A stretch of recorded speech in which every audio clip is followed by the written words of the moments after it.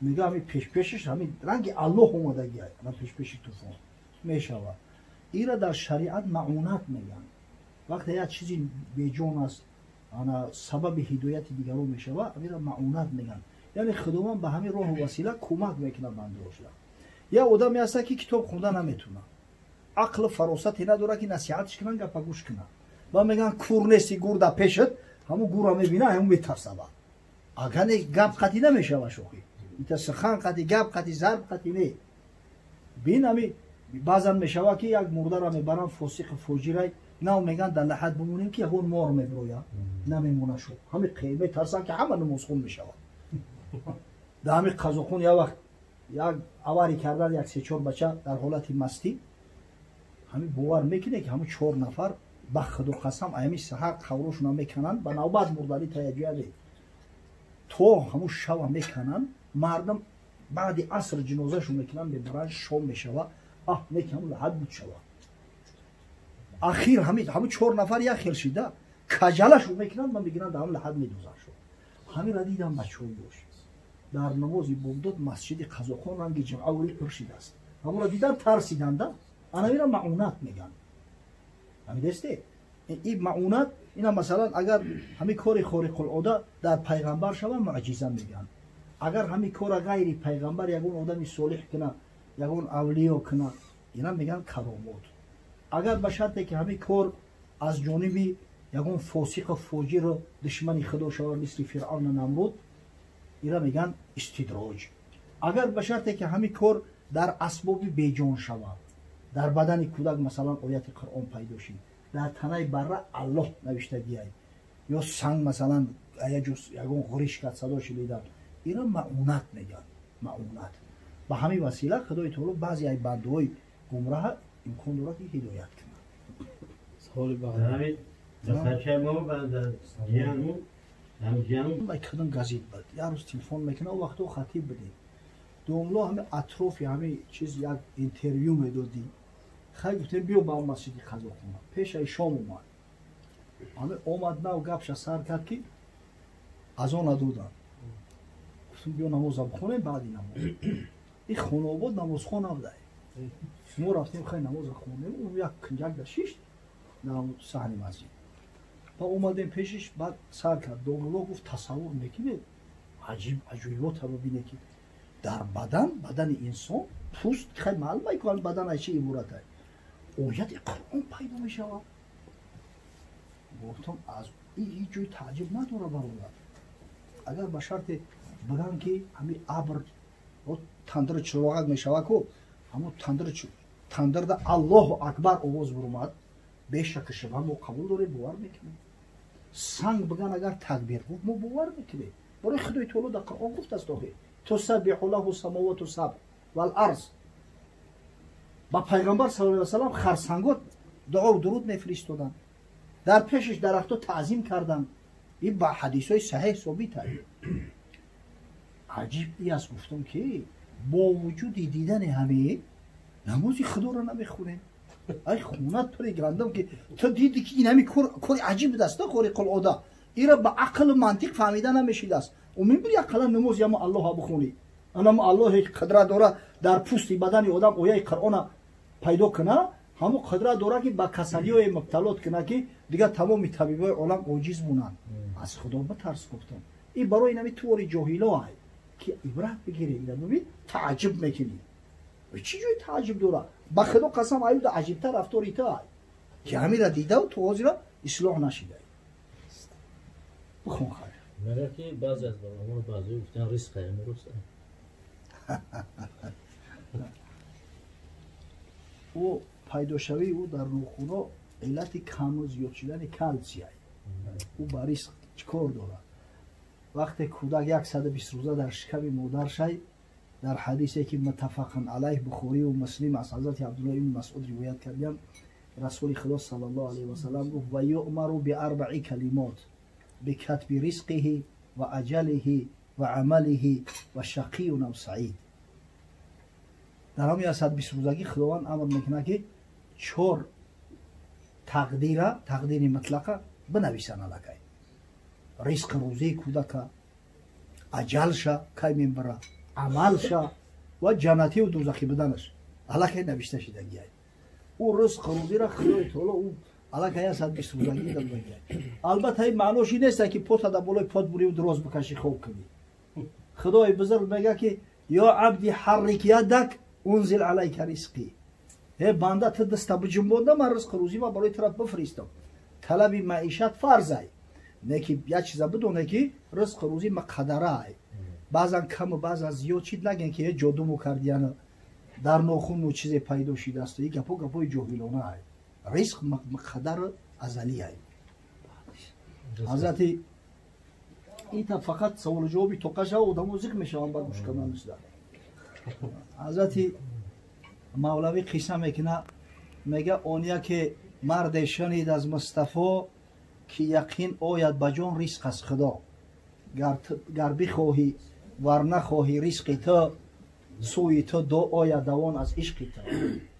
یک مرد میگه از حضرت صلی الله علیه وسلم شنید که این رزق مقدر است و قدره تقدیر و پیشه که خدای تعالی الله که معین کرده است و ما من دابت فی الارض الا علی الله رزقها در روی زمین هر جنبنده ای که هسته رزق روزی او را پروردگار معین کرده گیه من میگه که گر بخواهی ور نخواهی رزق تو پیش تو آید دوان از عشق تو از برای امتحان آن مرد رفت در بیابان نزد کوه خوف تفت تا ببینم رزق می آید به من که یقین گردد مرا در رزق زن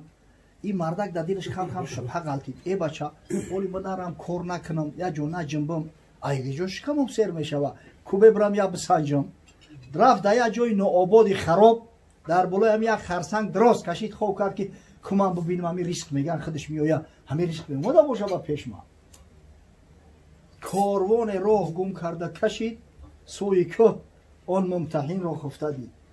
قدرت پروردگار یک کاروان راه گم میزنه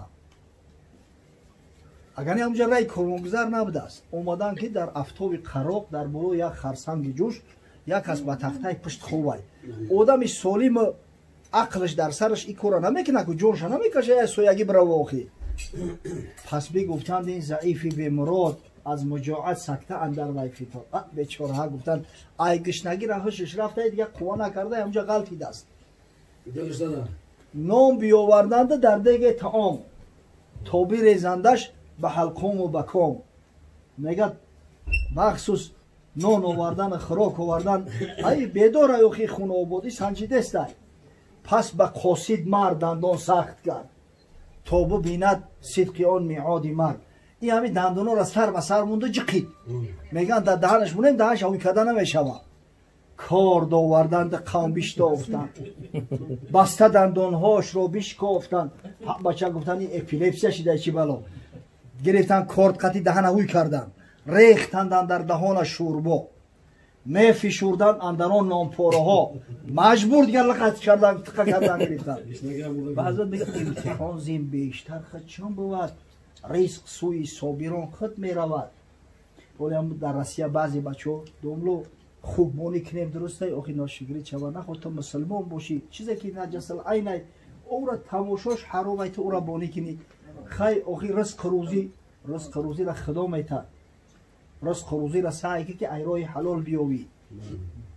بعد نخواه که دیگر رزق روزیش ای گشنگی را تو مرده تو همه چینا گشند نمون خدای بزرگ در آینده ترا گشند میمونه یک جزیره سبز هست اندر جهان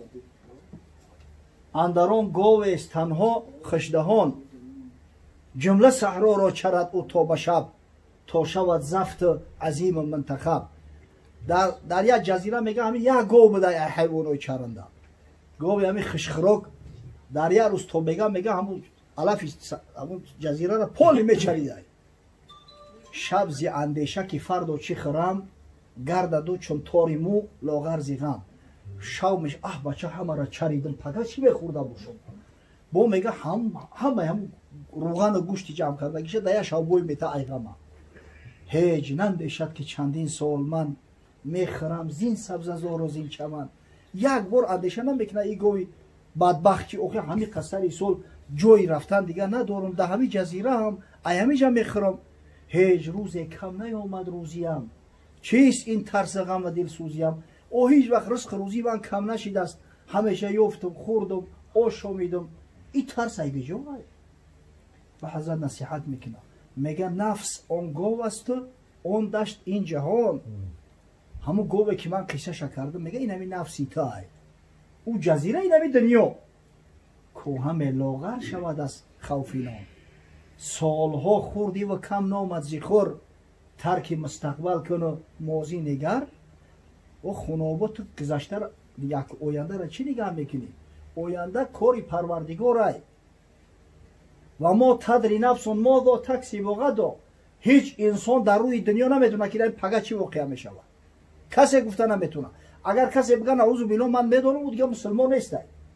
تو آینده را چیکار میکنی؟ پگه چی میخورده باشم.